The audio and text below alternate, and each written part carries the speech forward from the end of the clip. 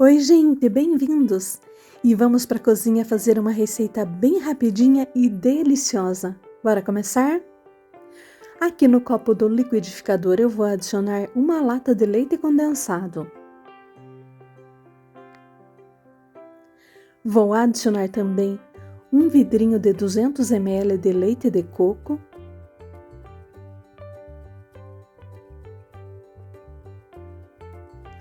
Quatro ovos inteiros.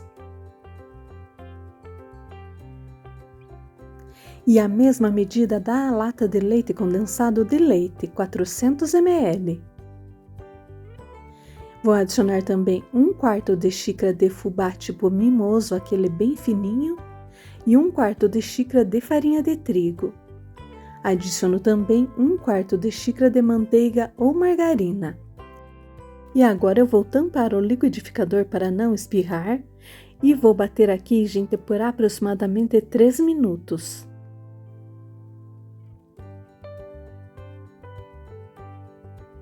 Olha só como fica, gente, é uma massa bem molinha. Tampo novamente para desligar. E em seguida vou adicionar 1 colher de sopa de fermento em pó para bolo.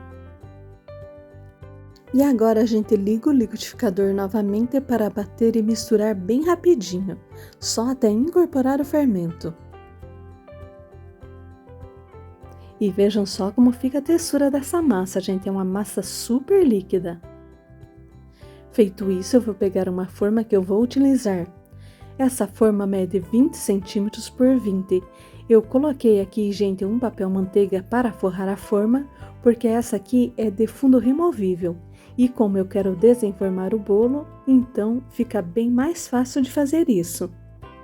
Coloco toda a massa na forma e levo ao forno pré-aquecido a 180 graus por aproximadamente 35 a 40 minutos. É só ficar de olho aí, até ficar bem douradinho assim. Espero esfriar para desenformá-lo e depois disso é só cortar e servir esse bom bocado delicioso. Essa é uma receita super antiga, gente, e deliciosa. Muito rápida e super fácil de fazer, pois batemos tudo no liquidificador. Não tem nada mais fácil do que isso, gente. E não tem erro. E a textura muito delicada desmancha na boca. Fica com uma camadinha bem fininha de massa e o restante parece um pudim. É muito gostoso, gente. Espero muito que vocês tenham gostado, pois essa é uma receita super simples. Acho até que a maioria que me segue já deve conhecer, mas eu não podia deixar de fazer essa receita aqui, gente. E para quem ainda não conhece, fica essa dica aqui, gente, que vale muito a pena fazer. Por hoje é só, vou ficando por aqui. Um grande abraço a todos e aguardo vocês no próximo vídeo. Até lá, tchau, tchau!